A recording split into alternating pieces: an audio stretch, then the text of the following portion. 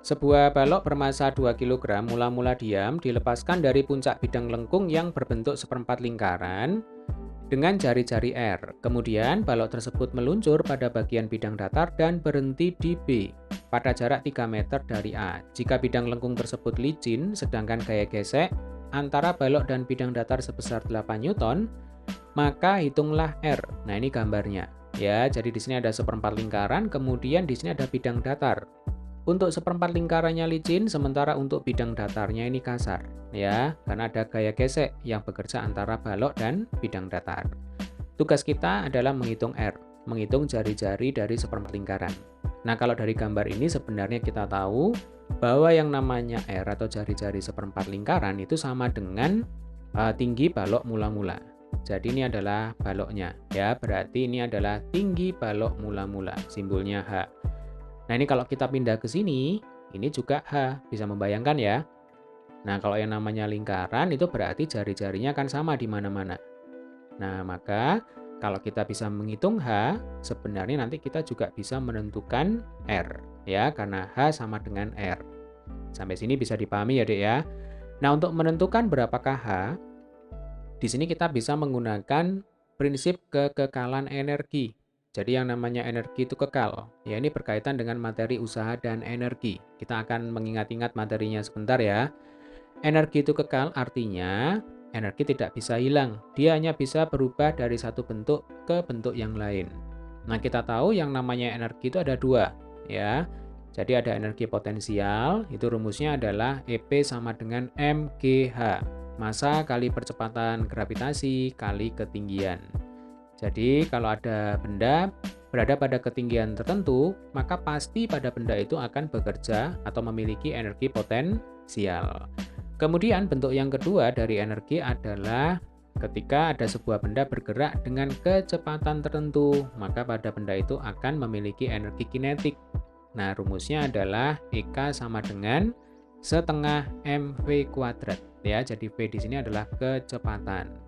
Kemudian kalau kita hubungkan dengan usaha, ya, jadi usaha itu kalau di fisika itu rumusnya adalah W sama dengan Fs cos theta, ya, gaya kali perpindahan kali cos theta. Jadi kalau kita misalkan berbicara tentang gaya gesek, ya, maka usaha oleh gaya gesek yang bekerja pada balok, maka nanti rumusnya adalah F kali S kali cos 180 derajat. Nah, mengapa 180 derajat? Ingat bahwa yang namanya gaya gesek itu kecenderungannya arahnya adalah berlawanan dengan perpindahan gerak benda. Ya, jadi kalau bendanya bergerak ke kanan, maka gaya geseknya ke kiri. Sebaliknya kalau bendanya ke kiri, maka gaya geseknya ke kanan. Berarti sudutnya berapa? Sudutnya 180 derajat karena bertolak belakang, ya. Nah, cos 180 berapa? Cos 180 itu min 1. Berarti W sama dengan F kali S kali min 1 sama dengan min F kali S. Ya, jadi usaha oleh gaya gesek itu tandanya adalah negatif karena sudutnya 180 derajat. Sampai sini bisa dipahami ya. Kemudian yang namanya usaha kalau kita mau menghubungkan dengan energi potensial. Ternyata W itu sama dengan delta EP. Ya, jadi setara dengan perubahan energi potensial yang dialami oleh benda. Atau kalau kita mau menghubungkan dengan energi kinetik yang namanya usaha itu setara dengan perubahan energi kinetik. Jadi W sama dengan bisa delta EP, bisa juga delta EK. Nah, rumus mana yang kita gunakan itu tergantung dari kasus yang kita hadapi di soal. Ya, sebagai contoh adalah soal kita kali ini. Coba ya kita bahas bersama-sama. Jadi mula-mula benda memiliki energi potensial. Ya, dia berada pada ketinggian tertentu. Sementara energi kinetiknya sama dengan 0 ya karena diam. Kemudian ketika balok ini turun dan sampai di titik A, maka energi potensial ini akan berubah seluruhnya menjadi energi kinetik. Nah, jadi di sini ada EKA. Berarti secara matematis nanti EKA itu sama dengan EP. Karena energi itu kekal. Saya tulis ini ya, Dek ya. Jadi EKA sama dengan EP. Kemudian ketika benda bergerak dari A ke B, karena bidang datarnya ini kasar, maka nanti ada usaha yang dikerjakan oleh gaya gesek terhadap balok.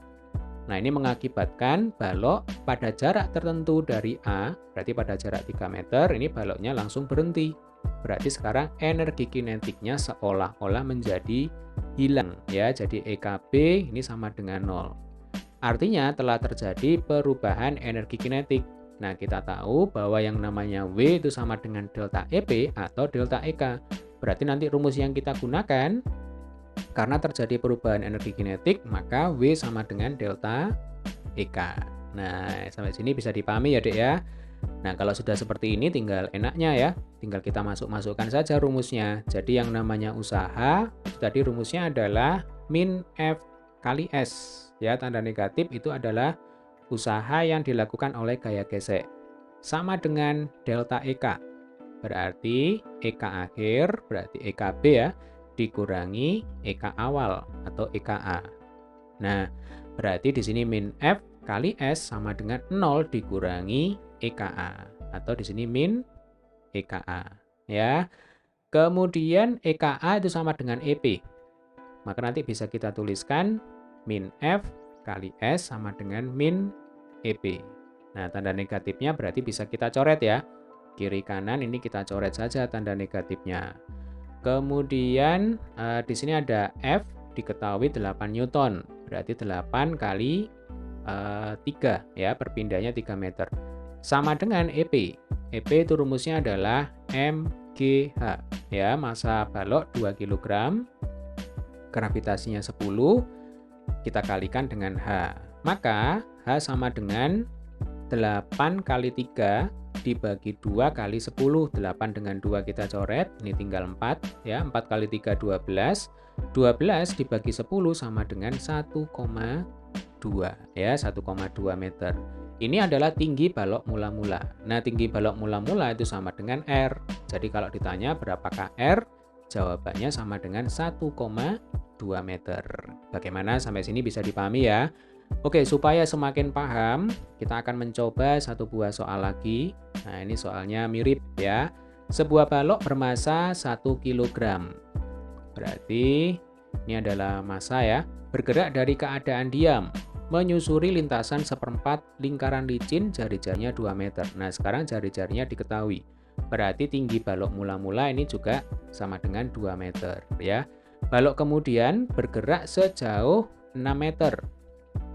Menyusuri lintasan datar yang kasar sebelum akhirnya berhenti. Nah, kasusnya sama ya seperti tadi.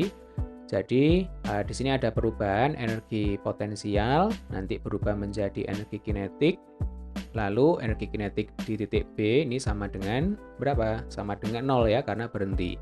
Nah, yang ditanyakan adalah tentukan koefisien gesekan kinetik antara balok dan permukaan horizontal. Jadi yang ditanyakan di sini adalah mu K ya, Dek ya. Berapakah mu K-nya?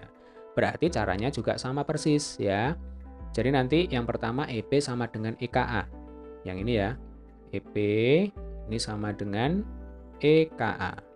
Kemudian yang kita gunakan adalah hubungan antara usaha dan perubahan energi kinetik ya. Jadi W sama dengan delta EK. Nah, W-nya itu rumusnya adalah min F kali S. Delta EK berarti, ini langsung aja ya, 0 dikurangi EKA. Nah, karena EKA-nya sama dengan EP, maka nanti min F kali S sama dengan min EP. Ya, berarti min M kali G kali H. Tanda negatif berarti bisa kita coret ya, kiri kanan. Kemudian F sendiri, nah itu rumusnya kan mu K dikalikan dengan N.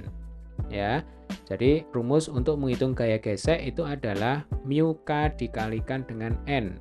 Berarti mu K kali N kali S sama dengan M kali G kali H. N itu adalah gaya normal.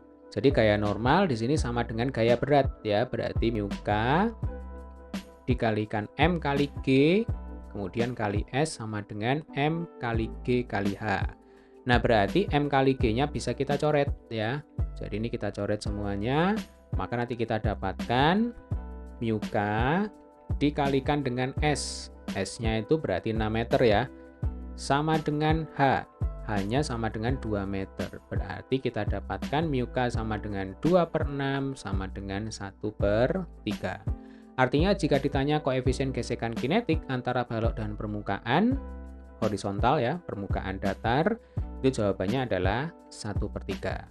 Baik, demikian tadi adalah pembahasan dua soal ya berkaitan dengan kekekalan energi. Bagi adik-adik yang belum subscribe channel ini, jangan lupa untuk tekan tombol subscribe.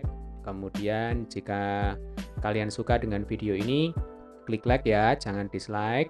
Kemudian share juga di sosial media kalian. Terima kasih telah menyaksikan video ini hingga selesai. Sampai ketemu di video pembahasan soal selanjutnya.